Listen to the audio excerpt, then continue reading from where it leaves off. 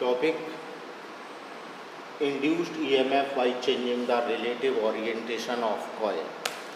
इसको समझना है, यानी किसी कॉइल को मैग्नेट फील्ड में रख दिया जाए और उसको ओरिएंट किया जाए, यानी उसको रोटेट किया जाए।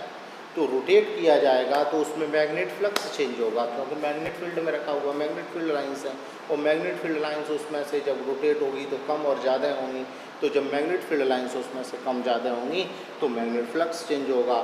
और हम पीछे जान चुके हैं कि मैग्नेट फ्लक्स चेंज होता है तो वहाँ पर एक इंड्यूस्ड करंट आ जाता है, इंड्यूस्ड ईएमएफ होता है। तो हम यहाँ पर एक कॉइल लेते हैं और कॉइल के ये 3 रोटेशनल ग्राफ दिखा रहे, रोटेशनल 3 डायग्राम। तो फर्स्ट कंडीशन में मैग्नेट फील्ड में कॉइल इस तरह से रखी हुई है। जब इस तरह से कॉइल रखी हुई है, मैग्नेट फील्ड ऐसे है और उसमें ये कॉइल इस तरह से रखी हुई है, तो इसका जो प्लेन होगा वो प्लेन कैसे होगा, इस तरह से होगा, परपेंडिकुलर नॉर्मल ऑफ प्लेन। ठीक है, जब ये इस तरह से रोटेट करेगी ऐसे, तो ये कहाँ आ जाएगा, परपेंडिकुलर हो जाएगा मैग्नेट फील्ड के साथ। कहने का मतलब प्लेन तो रहेगा पैरेलल, लेकिन नॉर्मल ऑफ प्लेन हो जाएगा परपेंडिकुलर। ध्यान रखिए, प्लेन जो है वो मैग्नेट फील्ड की लेवल में है, पैरेलल है, लेकिन इसका जो परपेंडिकुलर है, नॉर्मल है, वो परपेंडिकुलर हो गया मैग्नेट फील्ड के साथ। मैग्नेट फील्ड इधर है, ये वैसे हो गया। अब ये जब ऐसे होगी तब ये 180 डिग्री पे आ जाएगा, क्योंकि अपोजिट है, मैग्नेट फील्ड इधर जा रहा है, नॉर्मल इधर जा रहा है, तो ये 180 डिग्री होगा। फिर ये ऐसे होगा 270, फिर 360। तो इस तरह से 360 और 0 के बीच में उसमें एंगल चेंज होता है, तो उसका यहाँ ओरिएंटेशन दिखाया गया। इसमें लेट ए रेक्टेंगुलर कॉइल, मान लीजिए एक रेक्टेंगुलर ये कॉइल है, placed in magnet field, magnet field के अंदर रखी हुई है, मैग्नेट फील्ड लाइंस है। At any time coil makes angle theta, किसी टाइम कॉइल जो है रोटेट करते हुए एंगल थीटा बना रही है। जैसे ये रोटेट करते हुए आई, ये प्लेन है, तो ये ऐसे हो गई। अब ये मैग्नेट फील्ड के साथ कितना एंगल बना रही है, ऐसे, ये मैग्नेट फील्ड ऐसे है, कॉइल का प्लेन ऐसे है नीचे को, तो यहाँ एक एंगल बनेगा। तो ये एंगल जो बन रहा है वो थीटा है, विद भी। Then magnetic flux linked with coil, तब उस कॉइल से linked magnetic flux phi equal to NBA cos theta. यहाँ n the number of turns, उसके टर्न है, उस पर कितने बाउंड किए गए हैं वाइस। If coil rotates with angular velocity omega, अगर कॉइल उसमें एंगुलर वेलोसिटी के साथ रोटेट कर रही है तो थीटा इक्वल टू हो जाएगा omega t, then phi equal to NBA cos omega t. यहाँ तक क्लियर, ये magnetic flux formula. Differentiation with respect to t, differentiation कर दिया इस फ्लक्स का, तो d∅/dt इक्वल टू, अब यहाँ ये कांस्टेंट वैल्यू NBA, ये चेंज होने वाला नहीं है, ये चेंज नहीं हो रहा, क्योंकि n रहेगा, जितना है टाइम्स उतना ही रहेगा। B मैग्नेट फील्ड चेंज नहीं हो रहा, मैग्नेट फील्ड B रहेगा। A एरिया भी नहीं चेंज हो रहा, कॉइल छोटी बड़ी नहीं हो रही, सेम है, तो ये NBA कांस्टेंट है, सेम रहेगा। cos ओमेगा टी का हो जाएगा माइनस, माइनस आगे आ गया sign omega T. Omega T का अगेन करते हैं तो फिर से आता है ओमेगा, तो हमने ओमेगा यहाँ से ये आ गया। अब इंड्यूस्ड ईएमएफ, इंड्यूस्ड ईएमएफ का फॉर्मूला था फैराडेज सेकंड लॉ से, E equal to minus d∅/dt। यहाँ फाई की वैल्यू d∅/dt की वैल्यू रख दी, तो ये हो गया NBA omega sine omega T, equation 1। ये हमको कुछ अल्टरनेटिंग लग रहा है। अल्टरनेटिंग का मतलब है कि इसमें साइन की वैल्यू है, साइन की वैल्यू मतलब एंगल चेंज होगा, तो एंगल चेंज होगा तो सीधा सीधा इफेक्ट इस पे आएगा। तो एंगल चेंज होगा, कभी 0 होगा, कभी 90 होगा, कभी 180 होगा, कभी 270 होगा, कभी 0 होगा।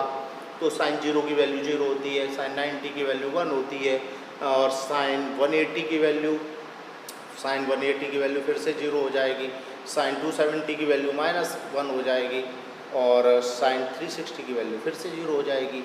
तो उसमें ये जो साइन की वैल्यू है, एंगल की वैल्यू है, वो रोटेट होने पर ये E भी चेंज हो रहा है।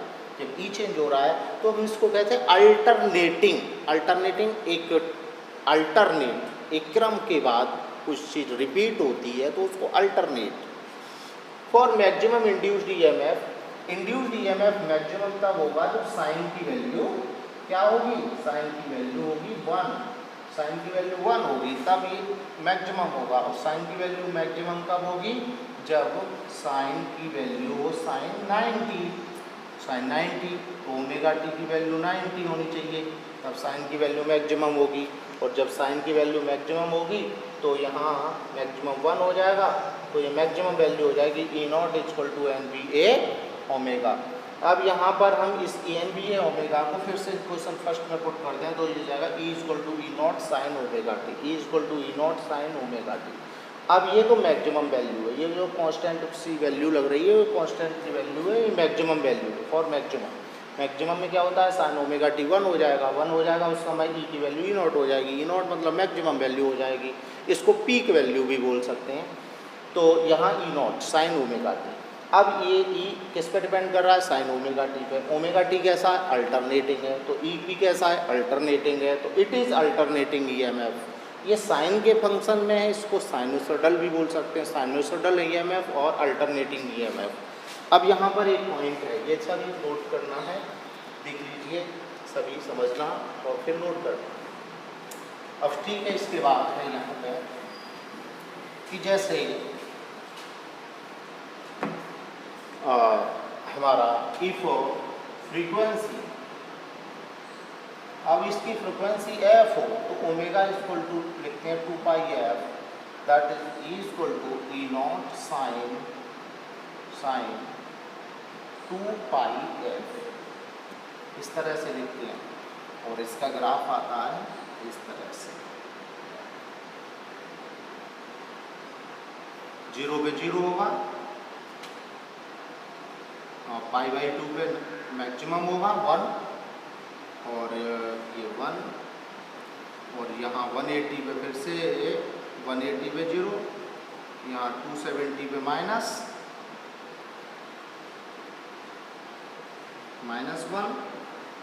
और फिर 360 पे 0।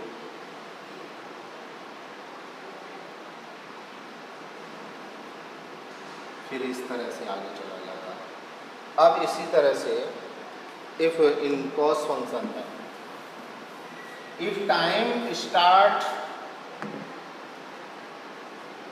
t equal to 0 at theta equal to pi by 2, हम टाइम को स्टार्ट कर रहे हैं पाई बाई 2 से। टाइम को अगर हम पाई बाई 2 से स्टार्ट करते हैं तो फंक्शन कुछ इस तरह से आता है, और जब ये फंक्शन इस तरह से आता है तो इसको बोलेंगे E equal to E naught cos omega t, ये ओमेगा टी के फंक्शन में हो जाएगा। ये ग्राफ है ई और ओमेगा टी, ये भी ग्राफ है ई और ओमेगा टी, ये साइन फंक्शन ग्राफ है और ये कॉस फंक्शन ग्राफ है, दैट इज सेम। और बाकी इंड्यूस्ड ईएमएफ, ठीक है।